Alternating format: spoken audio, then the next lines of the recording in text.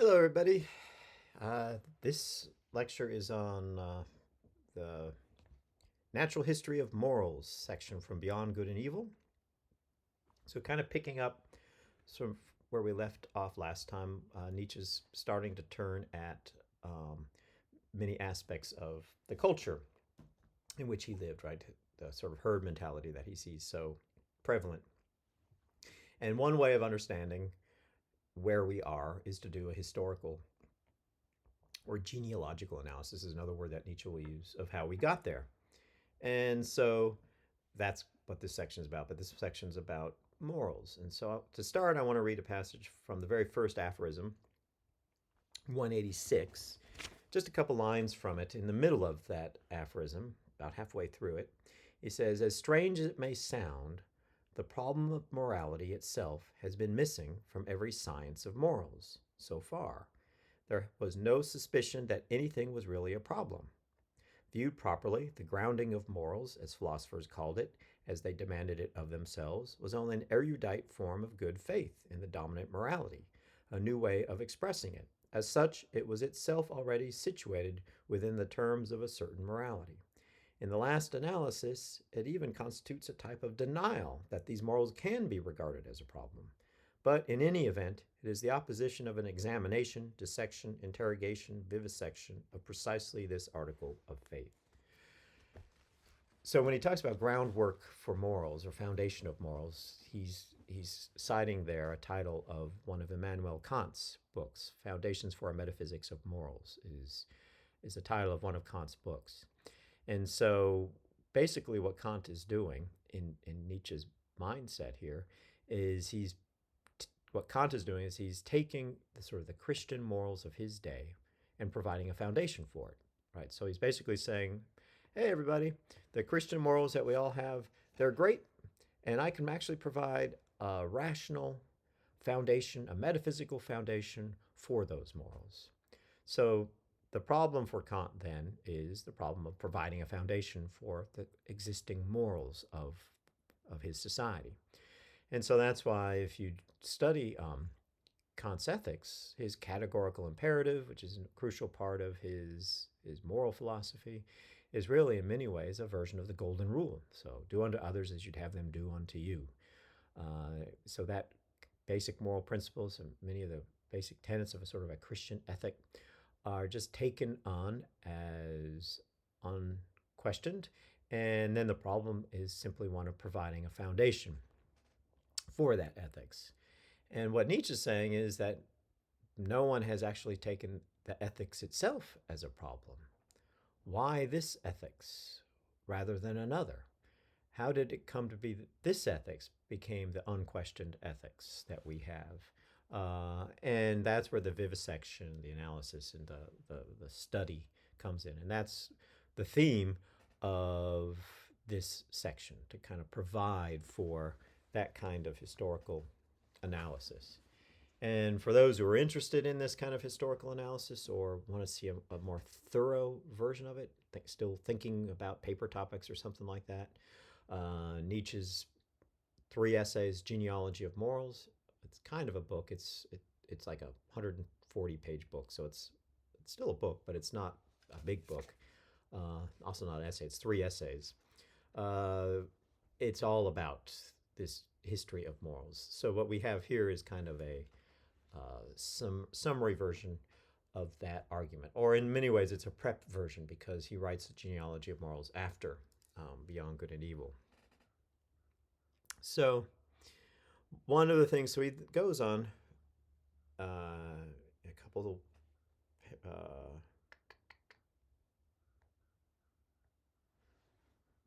couple aphorisms later in 188. He talks about the importance of discipline within the current ethics, and you can kind of see that today. There's this sort of notion that it takes 10,000 hours to become good at anything. And so there's this sense that you have to kind of repeatedly and with discipline kind of go back again and again and again to kind of really get good at something. And there's probably a lot of truth to that. And I'm sure Nietzsche went back again and again to writing and doing his philosophy. So to some extent, he kind of practiced that form of of discipline. Um, but there's also, and I think this is the one that what Nietzsche's interested in, is a kind of unplanned spontaneity, right? Where there is a kind of freedom to break the rules, to kind of a discipline of undiscipline, right? That's which is a kind of, if you think of the arts and Nietzsche in many ways, kind of there's a lot of parallels with art. I think Nietzsche wrote some piano music. He very much loved music. That I'd said before, he was friends with Wagner, so there is very much a kind of uh, musical, artistic sensibility to what he's doing. So if we think about an artist, uh, there is a discipline, there is a kind of practice, but there's also a spontaneity and a randomness that often kind of comes in to work, a kind of an unplanned, sort of inspired thing that just sort of comes from the gut, from one's instincts, rather than a kind of being drilled through repetition to do the same thing. And that's I think, part of the contrast that he's bringing up in this 188th aphorism. So as he ends this aphorism, he says, "We can look at every morality in the following way." Pretty bold claim, right? He's claiming every morality. "Whatever nature it contains teaches us to hate the laissez-aller." Right? Laissez-aller, laissez bon ton. So let things be. Let things go. "The all too great freedom and plants in us the need for limited horizons and the closest tasks. It teaches us a narrowing of perspective and so, in a certain sense, stupidity as a condition for life and growth. You should obey someone, anyone, and for a long time, or else you will deteriorate and lose all respect for yourself. This seems to me to be the moral imperative of nature, which is clearly neither categorical, as the old Kant demanded it to be, hence the or else, nor directed to the individual. What does nature care about the individual? But rather to peoples, races, ages, classes, and above all, to the whole human animal, to the human.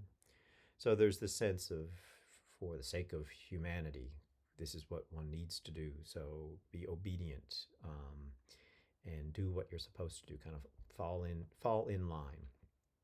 Um, Again, that's kind of, and that becomes the herd morality, right? We all kind of, whether consciously or unconsciously, identify with a greater whole, a herd, and part of being part of that herd is being obedient and serving. That'll become a theme that we will see much more explicitly in some of the later aphorisms, but we can already begin to see it sort of percolating here. And I don't know exactly how Nietzsche wrote these, whether he wrote them and then rearranged them, or whether these are just, he wrote these one after the other. Um, but you'll see some of these themes popping up in different ones. And as I've said, as I go through these readings, I kind of go through the aphorisms that I think have points that stand out that I want to stress. You may very well, and that's why in class it will be great for, and that's what we'll do in the next class on the 17th. We will be talking about the aphorisms, that the very short aphorisms that stood out for you. And it may be different for me. And that's one of the points that Nietzsche makes when he talks about perspectivism, which is something I'm going to talk about in class when we get back. And perspectivism is not the same as relativism. In short, spoiler alert, perspectivism is basically what is good from the perspective of life itself. Right? So there is an objective standard to it, life, the value for life, but it is also going to differ depending on the perspective you have. So, for instance, Nietzsche will claim that if you come from a position of weakness, you will have a different perspective of life than if you come at it from a position of strength. That's where the whole noble slave morality distinction comes in for Nietzsche. And we'll actually talk about that when we get to aphorism 195, but I'll hold off on that for now, because before getting to that, I want to talk about Plato and Descartes.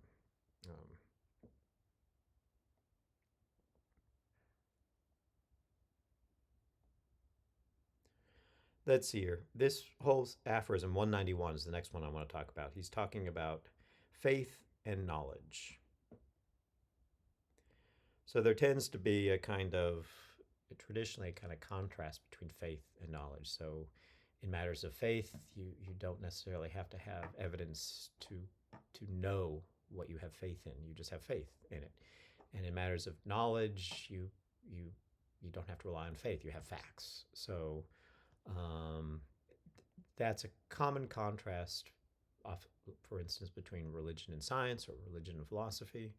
That a science doesn't base its claims on faith; it bases its claims on evidence and so on. So that's the theme of this section. As he ends it, he brings up both Plato and then Descartes. So he says, Plato, who was more innocent in such matters and lacked Socrates' plebeian craftiness, wanted to use all his strength, the greatest strength a philosopher had ever had at his disposal, to prove to himself that reason and the instincts converge independently on a single goal, on the good, or God. And ever since Plato, all theologians and philosophers have been on the same track, which is to say, in matters of morality, it has been instinct, or as Christians say, faith, or as I say, the herd, that has had the upper hand so far. Descartes was an exception as the father of rationalism, and consequently grandfather of the revolution, who granted authority to reason alone. But reason is only a tool, and Descartes was superficial. So again, that's kind of typical Nietzsche, where he kind of trashes the person, calls him superficial. But the idea here, though, for Plato is that we all converge, right? We have one thing in common, this good or God. And so he attempted with all the power at his disposal. So you can see he admired Plato and claims that Plato was a very talented philosopher, but he uses all his tools at his disposal as a philosopher to show that everything we do converges on this good, and or God, as it becomes. The good becomes God in the Christian tradition. And it kind of, there's like a, in the late classical period, you have like the Neoplatonists, and they will talk about the good, and it basically becomes very much like God. And even in Plato's cave analogy, you have the sun analogy, and the sun analogy is very easily seen to be on a par with God. So Plato is indeed seen as being very much in line with early theological views in a monotheistic religion. And some have even speculated that it was the monotheism of Socrates that actually was one of the sort of unstated, because it's not stated in the dialogue, but one of the unstated reasons he got brought up on charges, that he really was a heretic. He didn't believe in the gods of Athens, the plurality of gods, the polytheistic approach, but believed in the one good, the monotheistic good. And Aristotle will take that a step further with his first cause argument. So there's perhaps something there. But basically what Nietzsche's claiming, though, is that this is again, the anti-Platonism that we have seen in Nietzsche's work is an attempt to kind of undo this sort of herd aspect of Plato's philosophy, that we're all commonly converging on one thing. Because what that does is it ultimately accentuates and requires that we all obedient to something that we have in common. And in Nietzsche's day, democratic politics and power formations were taking on a different form of that, right? That we're all obedient to the will of the people, the common good, right? That's that. And Nietzsche will say at some point that the common good is like a contradiction in terms, that the good is not ever common. The good is going to be what's good for you, and so on. So that is sort of what Nietzsche is critiquing. And so now I get to the key point. This is probably the key theme for today. How did we get here, right? This is the natural history part. And this is also the part in Nietzsche's writings where you can see that some of the sort of anti-Semitism that gets picked up by the Hitler regime in the 30s can find in Nietzsche a supporter. As I said in class, that's kind of a mistaken view of Nietzsche, because Nietzsche was not anti-Semitic. He was happy when his anti-Semitic sister left with her anti-Semitic husband and wrote that in a letter to a friend. But there is a history here that he does point to the Jews and then the Christian version of Judaism as part of the natural history of the Christian morality, or the morality that Kant didn't question, right? So again, getting to where I started, right? Kant tried to provide a foundation for morals, and didn't even question whether the morals that he was providing a foundation for was even worth having a foundation provided for it, right? Why that morality? That wasn't even a question that Kant asked. Nietzsche is. And so the question then is, how did this ethic, these morals, come to be? And in probably one of the shorter aphorisms, 195, he basically spells it out. And there's a lot here, so I'm going to read through it and then I'll talk about what's he have in mind here.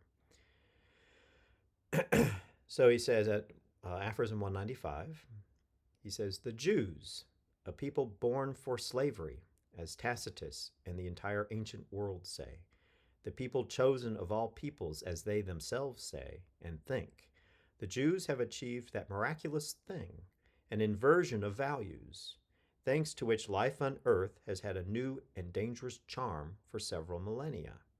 Their prophets melted together, rich, godless, evil, violent, sensual, and for the first time coined an insult out of the word world. The significance of the Jewish people lies in this inversion of values, which includes using the word for poor as a synonym for holy and friend. The slave revolt in morality begins with the Jews." So the basic point here, and this is where Nietzsche, as I had said before, was very much kind of aware of the history of this time. Remember, he was a philologist, so he had studied ancient Greek and ancient Roman, and so a lot of the writings of ancient Rome were overlapped the early Christian church. So there is at this time, when Tacitus was saying that about the Jews being slaves, there is a real sense in which, and this I think is the point Nietzsche's trying to make, that when you have one way that you have been for a long, long time, one way of asserting your strength is to make your condition good. So for instance, let me kind of clarify that point. If we think about when Moses went off to Egypt to free the Israelites, right? The whole story of Moses going to Egypt. What were the Israelites doing in Egypt? They were slaves. So he went to free the slaves, the Israelites who were enslaved in Egypt. The Babylonian captivity is another form of kind of enslavement that the Israelis had. So the Jewish people, for a good chunk of their history, had been enslaved under the power of more dominant neighbors. The Assyrians, the Egyptians, the Babylonians, the Hittites, all of these. There was a brief time under King David where they had their own rule, and then the prophets kept saying that a new king would come and restore Jews to greater power, right? Restore the kingdom on earth. And so that's one of the things that the prophets are talking about.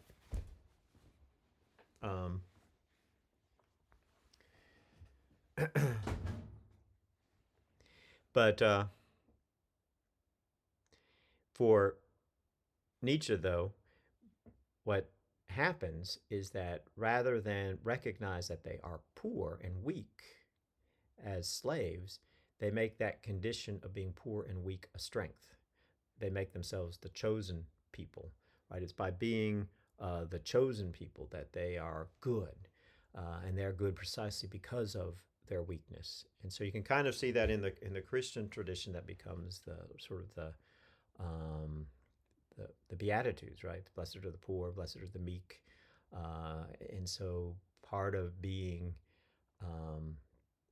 good is to be meek and poor and humble. And that's, again, what the last line on that aphorism that I read is the slave revolt in morality.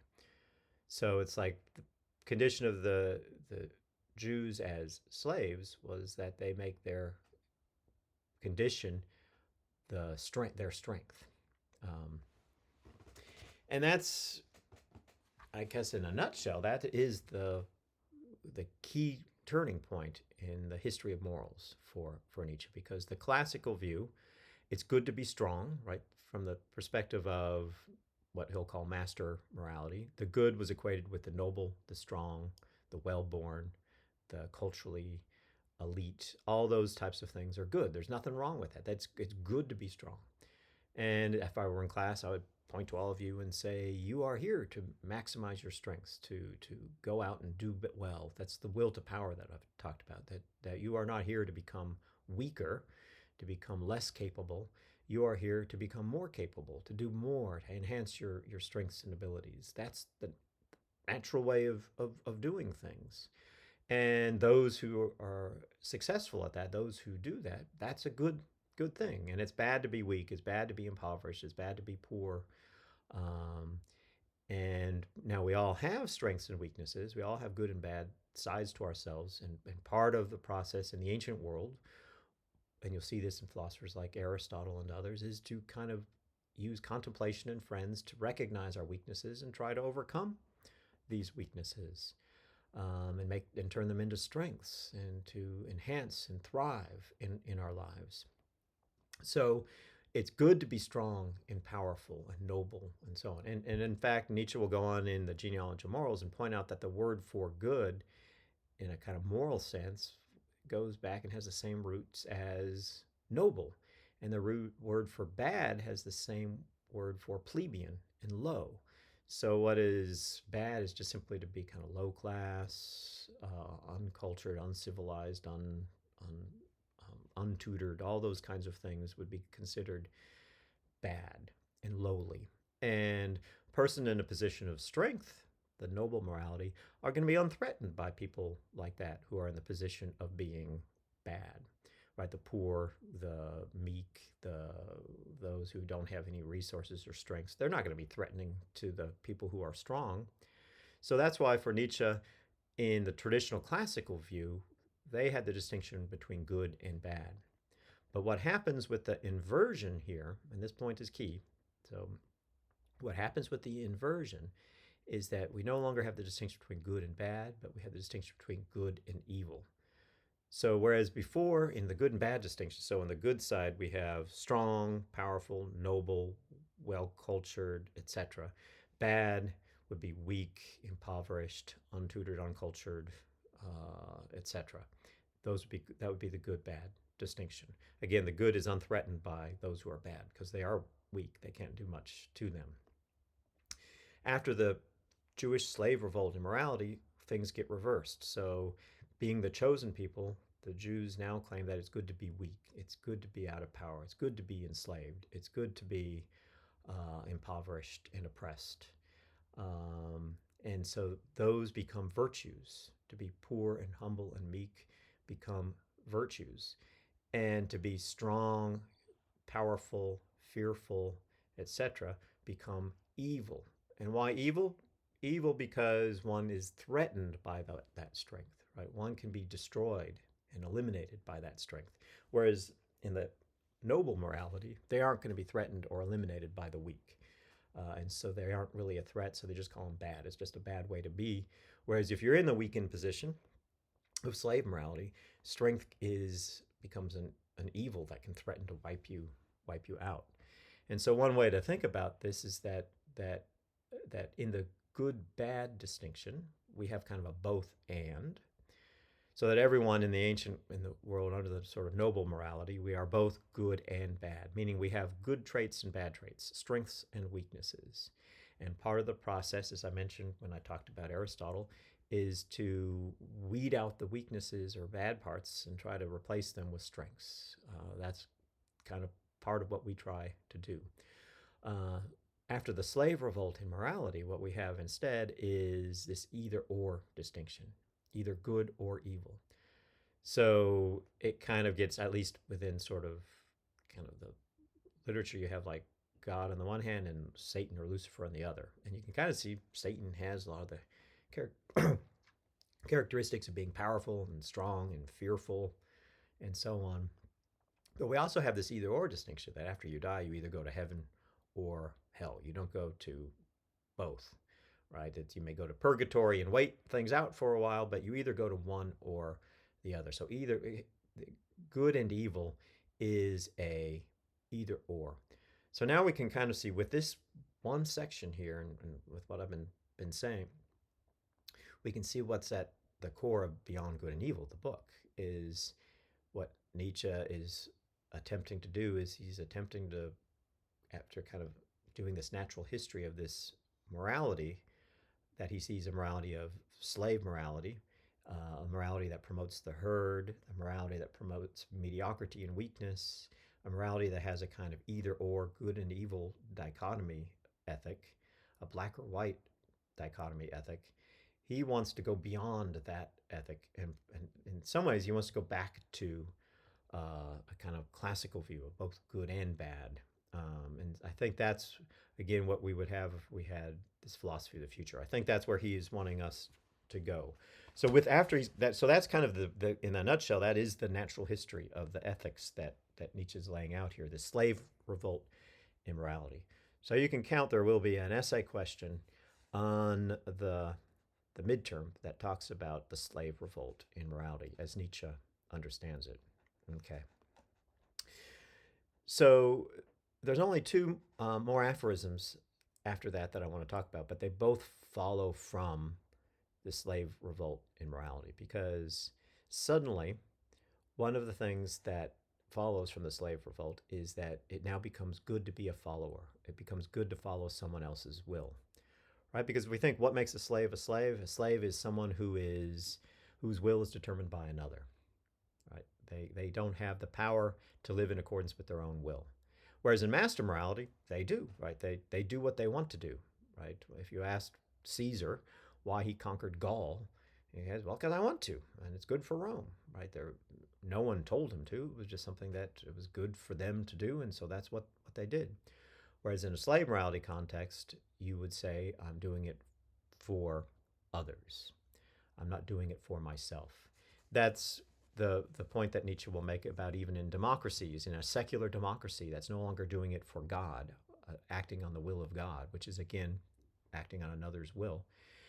Even in a secular world that Nietzsche was writing about and writing in, the democratic leaders will claim, I'm acting on the will of the people, the common will, the common good for the people. I am the public servant, right? I'm a slave of the people in a way.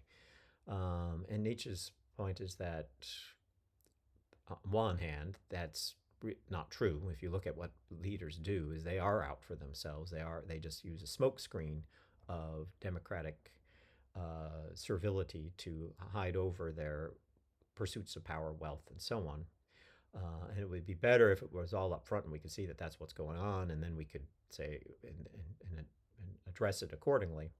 But the problem is that many people get into the habit of obedience and get into the habit of following the will of another.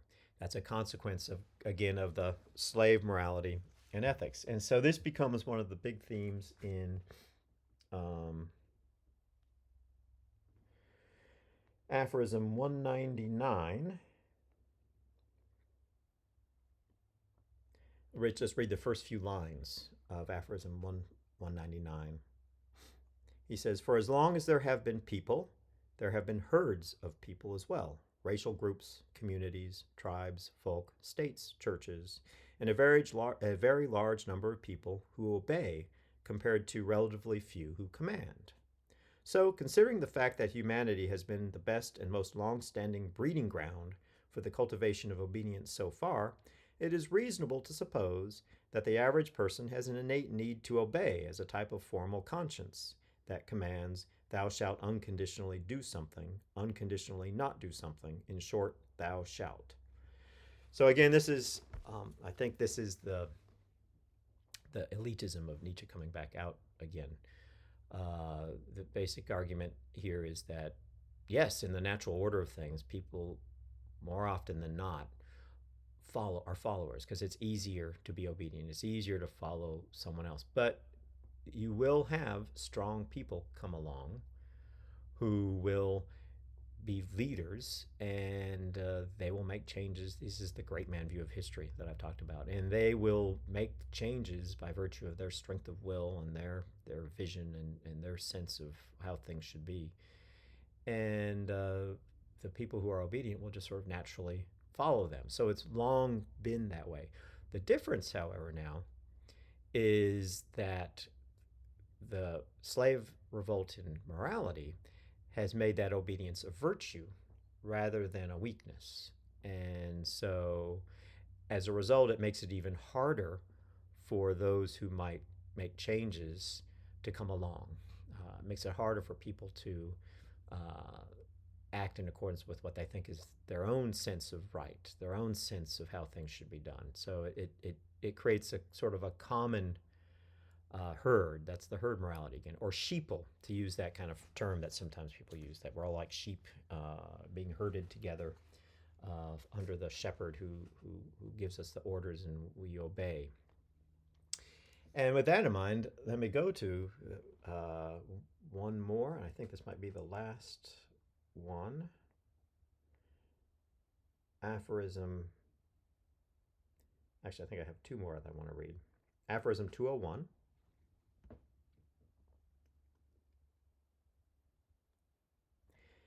It's kind of a long aphorism. It's again about herd morality that we've been talking about. So again, all these consequences of the slave revolt immorality. So he says here that about 2/3 of the way through this long aphorism, he says, everything that raises the individual over the herd and frightens the neighbor will henceforth be called evil, right? The good or evil distinction. The proper, modest, unobtrusive, equalizing attitude and the mediocrity of desires acquire moral names and honors. So to be mediocre, the same, that becomes a virtue, that becomes something good. Whereas standing out from the crowds, being strong and somewhat different can be frightening and off-putting and becomes considered evil. Finally, in very peaceable circumstances, there are fewer and fewer opportunities and less need to nurture an instinct for severity or hardness. And now every severity starts disturbing the conscience, even where justice is concerned. A high and hard nobility and self-reliance is almost offensive and provokes suspicion. The lamb and the sheep, hence sheeple, the lamb and the sheep even more gains respect. There is a point in the history of a society when it becomes pathologically enervated and tenderized, and it takes sides quite honestly and earnestly with those who do it harm, with criminals. So we've gotten to the point that we are so passive and so non-able to break outside this sort of herd morality that we allow harm to be done to ourselves. And that is the concern that Nietzsche had going forward. And that's how he ends this section on the natural history of morals. And so I will end it as well with this section. It's the last, is that one sentence or is it? I think it's one long sentence that begins with the total degeneration of humanity. And that'll set up the final chapters of Beyond Good and Evil, which we'll talk about after I get back in class. So he says, the total degeneration of humanity, down to what today's socialist fools and nitwits see as their man of the future, as their ideal, this degeneration and diminution of humanity into the perfect herd animal, or as they say, into a man in a free society, this brutalizing process of turning humanity into stunted little animals with equal rights and equal claims is no doubt possible.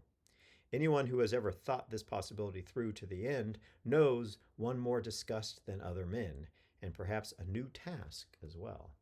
So the new task for the philosophers of the future, as Nietzsche understands it, would be to overcome or go beyond good and evil, to go beyond the sort of morality that has been left in the wake of the slave revolt in morality.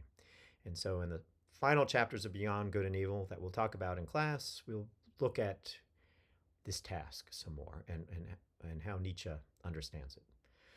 But that's it for today. So I hope you all have a great weekend. I'm recording this on Friday, so it's almost a weekend for me. So who knows what day you're actually looking at this. But I'll see you on Tuesday the 18th. Take care.